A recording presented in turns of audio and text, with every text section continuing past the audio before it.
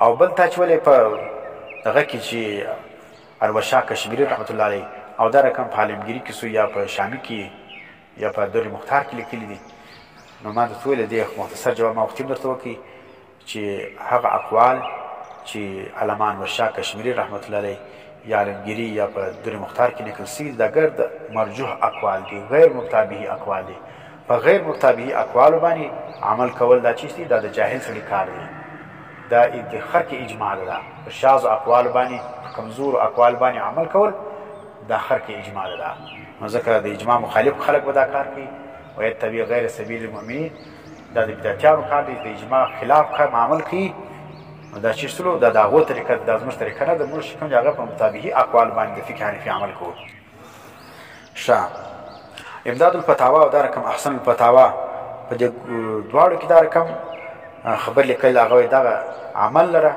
د پر قبر باندې دا شنخې درول دا ته سنت جاریه مستقله ویل دا صحیح نه دی. معنی ته چې راولې هر مړی ویني هغه باندې دغه شنخې درې دا سنت مستقله جاریه بولې دا صحیح نه دی. دا کسړی په راولای شي هغه په ژوند کې یو دا رقم عمل چې نبی علی اسلام کړی زم دا رقم کوم مې خپل گنجائش وسی پروا به نه ولر. تر راولای شي دا هر مړی د پاره نبی اسلام یې وه لکړه ما ته کړه پر دوه درولې تر ولالېږي پر سره مور درې پر شوې مور درې دا د کوم ځای کې راغلی نبی په طریقه خې وکړه په کار ژوند کې تم یو ور وکړه یو ور موږ نه منع کړی دا هر وار دا د کوم ځای پکې رالی هر مړي د پاره دا د کوم ځای رالی او بل دا دي پر سر او پښو دواړو ته درول دا د کوم ځای رالی. نو په دې ځبانه اغلی کی بلکہ اس کے اہتمام کاوه کی وجہ سے پھول چادر وغیرہ چڑھانے کی بدعت جاری ہو سکتی ہے نا بلکہ جاری دیلا. دا څو فرمای حضرت حکیم الامت تانوی رحمت الله علیه او دا رقم مفتی رشید احمد صاحب رحمت الله علیه هغه وایي کچیر دا رقم دا طریقه جاری سي پر قبرو باندې خلک دا شناخت دري دا طریقه چې کوم د اهتمام په وجه باندې به اخر اولایش خلک پر قبرو باندې به ګلانم پاشي او دا رقم دا پښونم قرباني اچي. نو چې دا چې کوم دی دا چیز جاری हो सकती دا بدعت جاری हो सकती है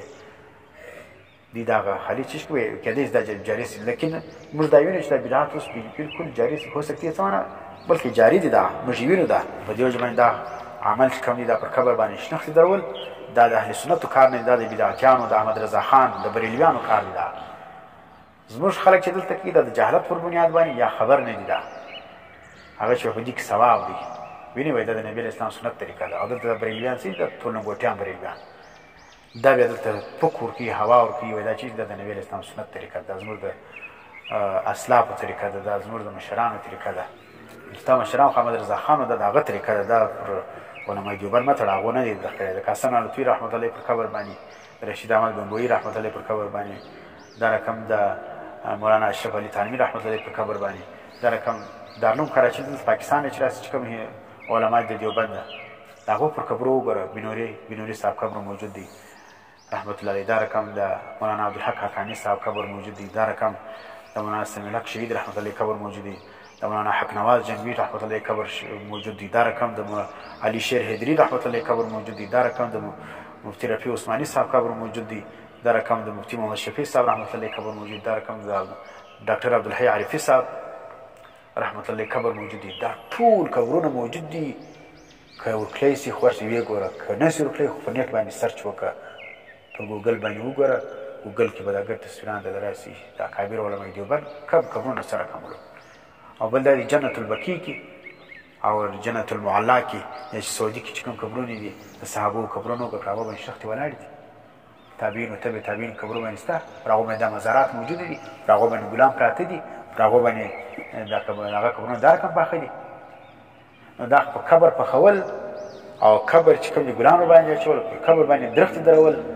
ویني پر قبر باندې ګمبتې جوړول دا ټول بدعت ده. په کار دي د دې څخه خلک چې شو کې ځان وساتي. علامه ابن قیم فرمایي و اشتد نکیر السلف والائمه وای ډیر سخت رد کړی دي سلفو دوی دا د سلفو زموږ اسلاف دا کار کوي. علامه ابن قیم وایي اسلاف پر دې رد کړی دي امامانو پر دې رد کړی دي ویني او دا رقم د ټول دنیا د اطراف څخه علماء د دې خلاف आवाज پورته کړی دي وحذروا فتنتهم او دوی خلک دې فتنې څخه بیرولي چې پر قبرو باندې د بدعات مه کوي اشد التحذير وبالغوا في ذلك ما لم يبالغوا مثله في انكار الفواحش والظلم د زنا او د ظلم خلاف دونه غټ आवाज نه پورته کړل لکه څنګه د قبرو خلاف یا پر قبرو باندې کوم بدعات کې دغه خلاف आवाज پورته کړل ځکه دې ته خلک دین وای هغه ته خلک ګناه وای والعدوان واذ مزره البدع وهدمها للدين او ځکه دغه د بدعت چې کوم ضرر دی او د دین نړول دي په بدعت په وجه باندې په بدعت باندې چې د دین سره کم نړیږي دا ډېر سخت دي ته دا نورو ګناهو نو ځکه د دې خلاف چې کوم هغه علماو او اسلافو چې کوم هغه ډېر دغه پورته کړي دي اواز پورته کړي دي